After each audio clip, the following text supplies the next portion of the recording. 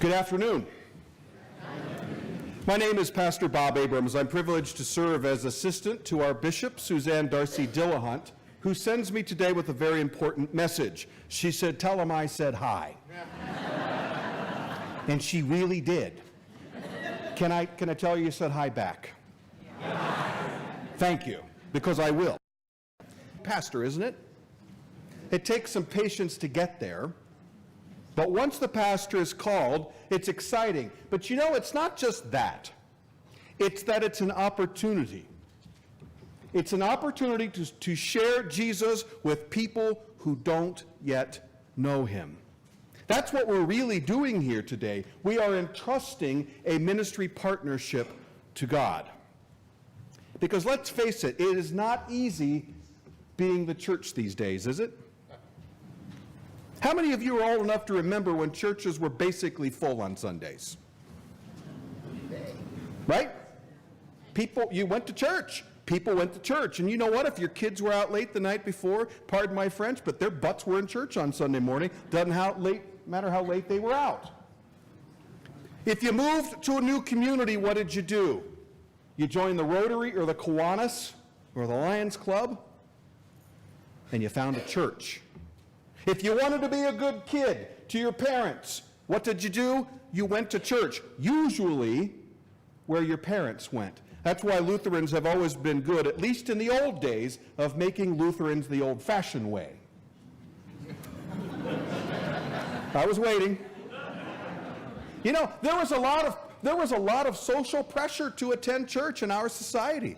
It was part of being a good American. But guess what? Those days are gone. They are long gone.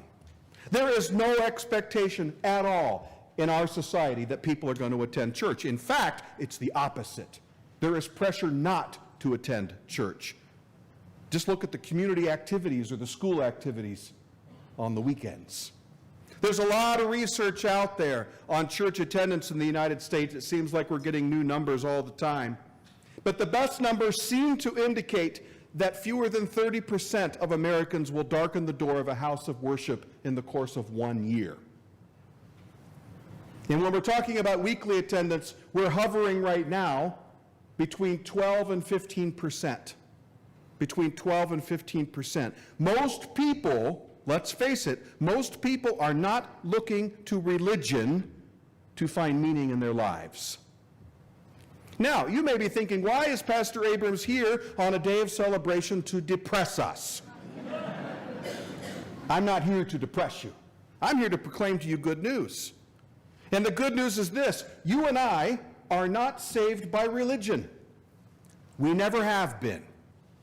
We are not made right with God because of our tradition, as awesome as it can be. Our meaning and our identity have never been found in the social pressure to attend church. Instead, we're saved by a person, and that person's name is Jesus. So we are not here to offer this community or any community yet another flavor of organized religion. They're not looking for it anyway. Instead, we are here for one reason only, and that is to lift up the name of the crucified and risen Jesus for the world to see and hear. Now, there are going to be shifts in the way we proclaim him, the way we engage with people, but the message never changes. So as we think today about the mission and ministry of Abiding Christ Lutheran Church in a changing culture, as we think about what God is calling you to do and be now that you have a full pastoral staff again, I think this reading from Mark, chosen for this occasion, really provides the basic foundation of what it means to be the church. We join Jesus today very early in his ministry. He's up at the Sea of Galilee. That's his home territory. Galilee is in the northern part of what today is Israel. And you know, in his day, and still today, it is mostly a farming area. And of course, there's fishing in the Sea of Galilee. And you know, you can see that in the parables, because what kind of parables does he use? Farming and fishing and shepherding, almost exclusively. Jesus talks here about what it was like to farm in his day. You know, I do a lot of driving for my work. A lot of you do a lot of driving for your work. We're used to driving through cornfields, right? High yield cornfields. In Jesus' day, it didn't work that way. Yeah, there was some preparation of the ground, some. But today, you know, you put down chemicals, you put down fertilizer, you mechanically plant seeds, and you get high yields back. But in his day, you had a sower, which may be a man or a woman, who had a bag around the hip, who would literally cast seed right, left, and front. Walk along, right, left, and front. And then they entrusted the crop to God. Really? Now, why is that? Well, Jesus tells us that, obviously, different seeds are going to land in different places when you farm like that. Sometimes it's going to be too hard, especially where people walk, and the birds will steal it. In fact, I had a bunch of grass seed stolen this year by pesky birds. Still happens. Or it might be rocky soil, and so you can't get a good root, and what happens? The sun comes up and burns up the new plant. Or you might have a seed land in a good place where it gets enough nutrition, where it is safe from the sun, or at least has enough root, and then it will yield fruit. It will yield food. You know, in our changing culture, when we think about this parable, which Jesus, by the way, had to actually tell these folks he was talking about spreading the gospel, they didn't get that. Right after our reading, he said, you know, this is really about the Word of God. We have all kinds of theories about ways to spread the gospel in our new culture. So, you know, in some places you hear about attractive programming, coffee bars, fog machines, bands, or maybe just top-notch music programs and great choirs and high liturgy. And all of that is fine. All of that is fine. But it is not what Jesus is talking about here. What is he talking about? He is telling us that you cannot plant seeds by trying to attract the soil into your bag. In other words, we can't just make Christians by luring them into our buildings. Most people are not looking for church. Instead, we are called to cast seed. Cast seed. Otherwise, we will not have plants growing where they've not grown before. Today's installation is about the fact that as people who have been united with Jesus in his baptism, do you remember that? Do you remember hearing that in church every once in a while? We are united with Christ in our baptism. We are baptized into him. And that means that you and I are part of God's plan to scatter the seed of the good news. So we're called to be faith sharers, not just faith bearers. Now, I think Lutherans rock at faith bearing, but we're called to be more than that. We're called to be faith sharers. Using a slightly different metaphor, Martin Luther said it this way. He said, Christianity is one beggar telling another beggar where he found bread. In other words, you and I are being called to go back to the basics of what it means to be the church when other people have not heard of Jesus. Our presiding bishop, Elizabeth Eaton, said after she was elected, she was the first female bishop of the ELCA. So she got on the news. And she was on Morning Joe. Anybody see that when she was on there? I tripped across it. I said, hey, I know that lady. And I stopped. You know, they were asking her all kinds of questions, but one of the questions was, Bishop, what are you going to do because your church is shrinking? And she said without hesitating, be missionaries. And then she said, what are you doing this Sunday?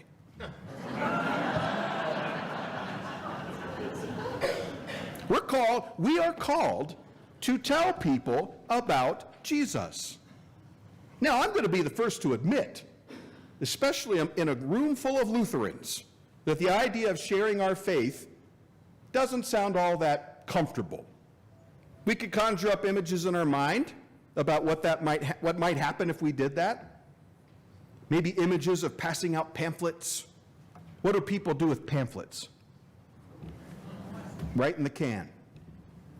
or just having doors slammed in our faces. But I'm not talking about that. I'm not talking about taking a class on becoming a certified lay evangelist.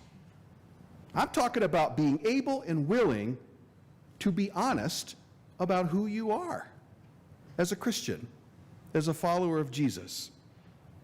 For example, how many of you have ever been talking to someone who is going through a difficult time in their lives? And it's okay to raise your hands, Lutherans. Seriously, we all have, right? You know what you can do? You can say to that person, "How can I pray for you?" What does that say? Number one, you care. Number two, you believe in a God who cares. And number three, you believe in a God who hears prayer. Just in one question. And if you want to get really bold, pray for them right then and there. And you're all staring blankly at me on that part. I get it. My wife and I, as all good Christians do, went to Bob Evans after church one Sunday. And if you're a particularly good Christian, you back into your parking space. But we were sitting there. Now, I had on the uniform. You know what I mean? One of these, collars. And I'm sitting there, and there were 4 women, like 2 tables away, staring. And I don't mean looking, I mean staring.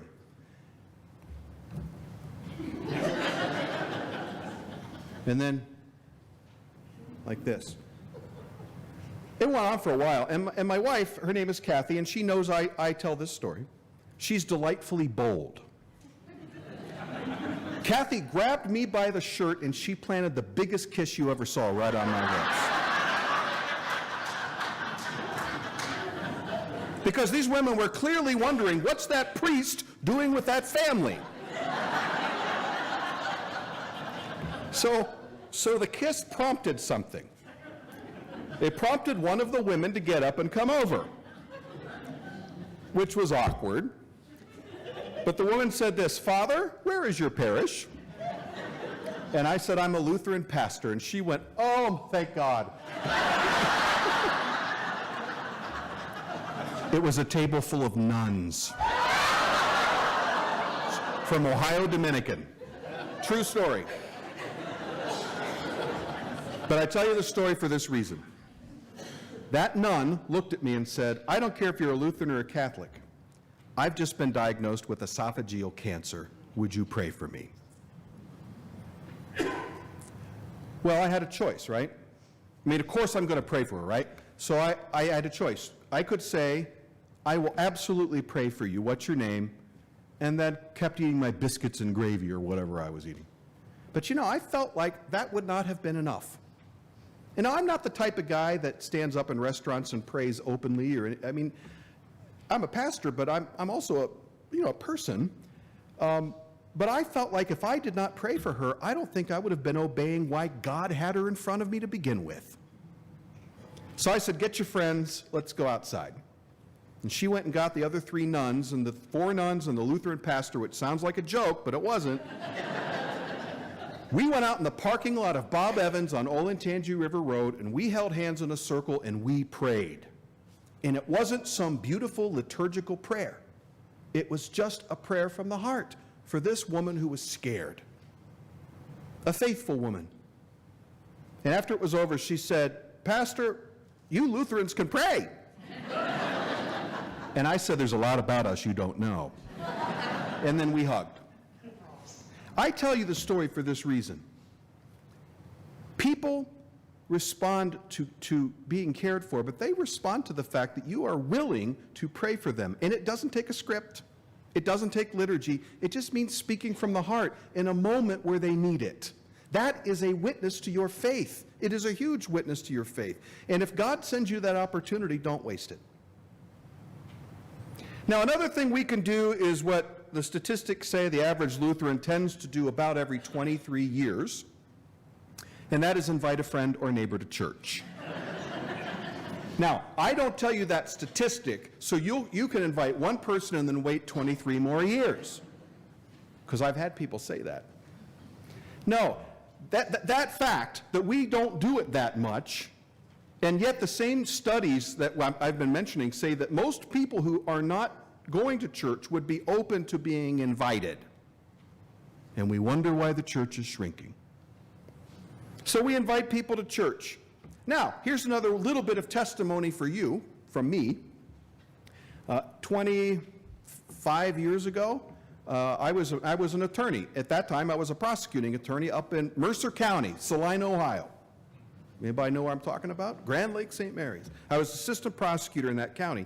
And I was sitting in my office, minding my own business, and a woman that I worked with came in and she said, "Bob, where are you going to church?" Now, I immediately thought she's a Jehovah's Witness. And I tell you that because I actually thought that. She was a Lutheran. I grew up United Methodist. I was lapsed, like many people in their 20s. Well, I went to church, and look what happened. Now, I say that, but you know what? You do not know how God will use you. You do not know. If you invite someone to church, what will happen? What's going to happen? God is obviously placing you in a position not just to spread the gospel, but to touch someone's life. And then God uses people who are brought into God's presence. Invite someone to church. You know, they may say no. Fine. You know what's more likely to happen is they may say, well, they already go to church. That's fine too. But they may just say, I'll think about it, or tell you they're going to come and then not come. And you know, you can survive that. But I have a piece of advice for you.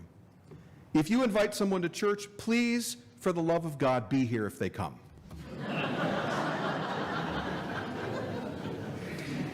A couple of other pieces of advice. These are just through observations over the years. Please don't chase them around the narthex like they're fresh meat. Be welcoming. You know, I grew up United Methodist. I had never sat through a Lutheran service before, and that was in the days of the LBW. And I didn't know where to go. I didn't know you sang a hymn, then you flipped to the liturgy, and then you flipped back here, and then you flipped from page 94 to 36 because it's not a communion Sunday. I had no idea. The only reason I went back is that the pastor of that church recognized me from having met me before. So if somebody comes to the church and you've invited them and they don't know anything about the service, be prepared to just gently tell them what's happening. What you're going to do. You stand here, you sit now. Just gently make it user-friendly as possible. The worst thing that can happen is they'll say no. But you know what? I'm going to quote Jesus here. You're scattering seeds. Now, one last suggestion that I have came from a gentleman that I met at a church council meeting, because I go to a lot of those. In a different part of the synod. It's a beautiful downtown church. It is cathedral size, probably seats about 500, and there are about 40 people there on a Sunday. Maybe. And I was sitting in this council meeting, and this older gentleman who said to me, "Pastor, I am terrified that this church is going to close, and I've been a member my whole life." I said, "So what are you thinking?" And he said, I decided I was going to do something about it. So I had little cards printed up with the worship times on them. And I was going to pass those out to people. I said, "How'd it work?" He said, "Nobody came." Then he went door to door. You know, nice, the guy was in his 90s. Nice old guy. People thanked him, and then they didn't come. So he said, "I decided that instead of telling people why they should go to church, I'm going to tell them why I go to church." Novel concept. So he said this. He met this young man who clearly was coming out of the drug culture in his 20s, and he said, "You know, I go to church because I feel love there. I feel like I'm part of something bigger than me. I feel thankful that God loves me no matter what. And if I don't go, I miss it." And that kid came. He came to church. Now, I don't know if he's still there, but the fact is he came. But I have news for you. The numbers are pretty clear. If you don't invite them, they're not going to come.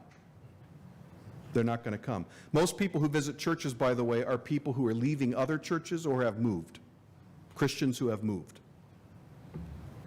So invite them. And you know, it requires you to do a little bit of thinking about why you do go to church. Have you ever thought about that? Why are you here? This is not a cult. You are free to go. This is a beautiful Sunday afternoon. It's a little warm, but you could be doing other stuff. But why are you here? If you can articulate to another human being what it is about church that draws you here, people in relationship with people who don't know Jesus. That's what it's doing. And you know what? Yeah, we don't have as many people in the church, maybe as much money as we used to, but we have Jesus, and he is enough. So, share our stories of Jesus with people. Pastor June is being installed today for the purpose of leading you to be public witnesses. It's in your mission statement. It's in our readings today. To be public witnesses to Jesus Christ. Pastor June, may you be blessed in that. And people of Abiding Christ and LSIM, today is a day of celebration, but it's only the beginning. Because we have been united with Jesus in our baptism, Romans 5 and Romans 6. And that means where he goes, we go. And I got news for you, he's not just in here. He's in people's lives. And they may not even know who he is yet. Your ministry is about joining Jesus in casting the seeds of the gospel of God's love and God's promise to make all things new. We don't know where the seeds are going to take root, and that's okay, but we do know that they won't grow if they stay in the bag. We know and we trust that God is going to take it from there. Amen.